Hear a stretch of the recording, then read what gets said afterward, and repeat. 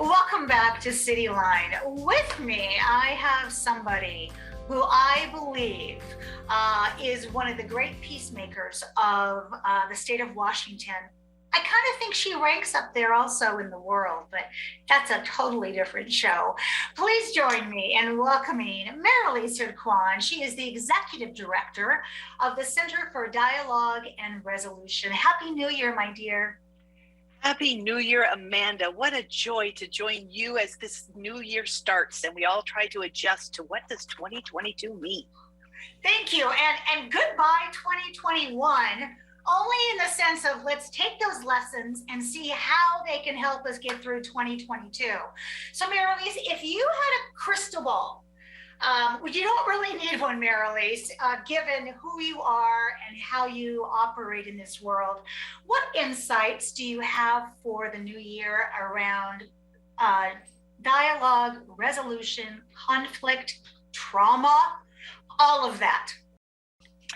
So I've been so lucky to have the conversations with you and your viewers who watch Cityline. And we've talked about the pandemic, and the reality is 2022 starts with an overwhelming sense of uncertainty. Can this really continue into a third year? A fear of what life, am I going to live through it? An anxiety of, am I doing the right thing? What should I do? We don't even know how to go shopping, how to hug people, and just general exhaustion of having to think through that. So I think it's important is meet everyone where they're at and start with yourself to recognize that exhaustion, that overwhelm actually is here. And given that, we need to start engaging with one another in a way that takes that into consideration. And so my insight for the year, and that's me talking to myself about, how can we do that, is if we look at it 3 different levels. If we look at the individual level, if we look at the interpersonal, which might include your family, your closest people, and then you talk about the community. And at the individual level, I cannot insist enough that you need to take care of yourself. And I know I'm speaking to the choir, Amanda. You've got that down. The gratitude in terms of what can I see as blessings, but also what can I recognize today was a tough day. I need to knock off. I need to create some space to think. Deal with that aspects of that's the one thing you can control that's under your control is how you react. The next one is in the interpersonal. We had quite a conversation, reflections at the end of the year with my husband, Julio. And what's the first step of interpersonal dialogue? Think. Before you talk and before you listen, think. Think about what is the person saying? What is your intent? How did it bring up some emotions? Calm yourself down, get yourself centered to enter into the dialogue knowing what your intent is and what you want. And that is going to offer such better dialogue in these tough times if we all give each other the space to think a bit before we react, where we actually respond. And then the third one is the community. The truth is this uncertainty, fear, and anxiety, I think anyone and everyone in our community knows that injustices have been around for centuries. They're systemic. We didn't change it in 2020. We're still dealt with it in 2021. 2022, make a commitment every single day to think about what have I done to overcome systemic injustices, to improve the life of my community. And you will begin to feel that you are giving back and helping others, even if you feel that as simple as smiling at someone who had a rotten day will improve the community. So that's my sense of the new year and advice is think at the individual level, self-care, think about the interpersonal, think before you act, respond. And at the community level, do what you can today to help others and our world will be better. Ah, that is balm, B-A-L-M, for my soul. Thank you on that one. Well, let's tag on to the last point about community. So Marilee, it is not new news to our viewers that we have had you and Tacoma Pro Bono on about the Eviction Resolution Pilot Program known as ERPP. And what a better time to talk about it in 2022 when we're looking at the community and we're looking at people and we're looking at housing providers and we're looking at renters and the conflict in between right now from all of the pandemic and not being able to pay rent. Where are we and what do we need to do? We think about the two parties the landlord and the tenant, the housing provider and the tenant. But the truth is, if we take a step back, this has to do with the stability and rebuilding our community post-pandemic of housing stability. To have rental spaces, a landlord has got to feel that it's a good business to be able to rent. To have committed community members, they have to have a place to be able to rent. So we may be dealing with those two people, but this has a bigger impact. I think the uncertainty, fear, and anxiety that I talked about for the new year, just in general, are heightened. And my staff are very aware, whoever we talk to about landlord tenant, those are the emotions that are at the very top. And so the center's job is to offer people a 1, 2, 3 way to enter into and resolve. So we make resolutions at the beginning of the year. If you have not yet contacted the center, we invite you to contact. That's the first one, is engage in a dialogue. Whether you're a landlord and tenant, open up a case with the center. You can do it through the email that wonderful Fred is going to put underneath us, which we tried to use some words that everyone could remember. It's solveit@centerforresolution.org. And we will start a case, and our job is to facilitate people in interacting.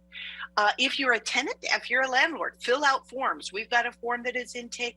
Rental assistance, which is the county who has cash on hand to pay for back rent. I think that's really important for us all to hear.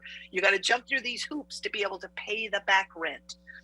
And then make a plan for solving the back rent, but also what's the future relationship of the landlord and tenant, and making sure that whatever difficulties have happened over the past few months, we can overcome them. And we have mediators who will facilitate those dialogues and have those conversations. So it's a 1, 2, 3, reach out and engage. 2, fill out the forms and do what needs to be done. And 3, make a plan to have a dialogue that is going to resolve this and repeat and give you back the peace of mind that you've got housing stability.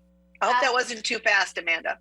No, I mean, it's wonderful. And I love how you have distilled it down to the 1, 2, 3. And I would add, know you're in good hands, because the Center for Dialogue and Resolution is all about resolving conflict in a peaceful, respectful way with both parties. So drop the fear if you can. There's a lot of it out there. And pick up the phone and do the 1, 2, 3.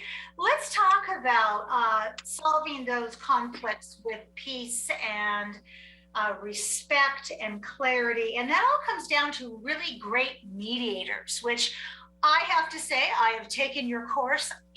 I wish I could have taken that when I was 5 years old. You'd have to change the course a little bit, but it was one of the best things I've ever done for myself. Can you share with our audience what that basic mediation training is, and where are we right now in terms of, do we have enough mediators? So I'm going to start with no, we do not have enough mediators. So to you in the community, I really want to talk to those of you who listen to Amanda, who care about our community. If you are feeling the fear and anxiety, this is a call out to you. What a mediator gets to experience is 2 human beings having a productive conversation and reaching resolution. In fact, as mediators, we are impartial. We don't take sides. We really pay attention to both sides. You get what's referred to as the mediator high, to see 2 human beings who couldn't talk reaching resolution. And that gives back to you and gives back to the community. Many people take the course for their own professional development, for their personal life. Some have said, I'll never be able to be impartial, but I'm going to be better in conflict. The 40-hour training is what is nationally recognized as a requirement for anyone to become a certified mediator. And because you are not an expert, you're not giving expert advice. You are the expert in the process in making all people feel dignified, valued, respected, and give them the space to be able to communicate with one another. We do 3 trainings a year. We know for sure our March training, which is our spring training, and wonderful Fred is going to put those dates. We have a spring, a summer, and a fall. They're 40 hours. And they are intensely participatory. I want you to know that everybody who's ever taken the training says, I didn't expect to be so engaged. The time went by. It was so fast. Because to be able to swim, you got to jump in the water. To be able to learn to be a mediator, you will be mediating and learning and see how your skills are honed, see how that ability to do it. We this year have funded by the county, thank you, County Council, to diversify how many mediators we have. So if you're interested and you are what might be simply said as from a lived experience and you don't have money to pay the fee, contact us and ask for a scholarship. The scholarship will be based on how will you be giving back to the community, but thanks to our county council, they've invested in us producing more mediators. I think I started a sentence and didn't finish it, Amanda. The March training is online, but it will be very engaging and very interactive. Boy, I got to slow down when I talk. Oh, you know what? You're in good hands. History is full of great fast talkers, and I want to put myself in there as well.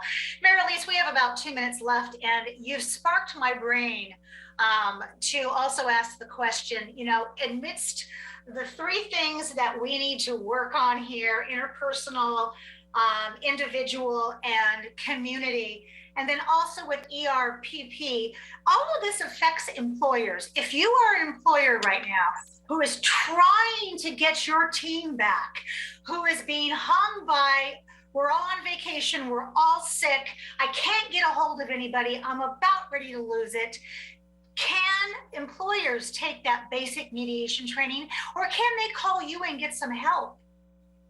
We got three really powerful options. We've got, they can take the training and be a better manager and figure out how to use those skills in the workplace. We have a specific training, which is tough conversations, and it's for supervisors. You know, we do remote, and we've got how the timing is, but somebody isn't really following protocol. How do you have that tough conversation when you know they've lived through COVID? That's the kind of conversation.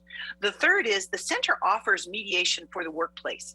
We make sure that the employer, and we're not breaking any HR rules or protocols or laws, but we work to make sure parties at the workplace have an impartial place to talk about it outside of their personnel file, that they can talk about whatever they need, and then an agreement of how they're going to work goes back to the workplace. So we do offer mediation very specifically for both the employer and the employee, and giving that same kind of impartial attention as we do with the landlord tenant. So thank you for that great question, Amanda. Mary-Elise Hood-Kwan, you know that you live in my heart 24/7.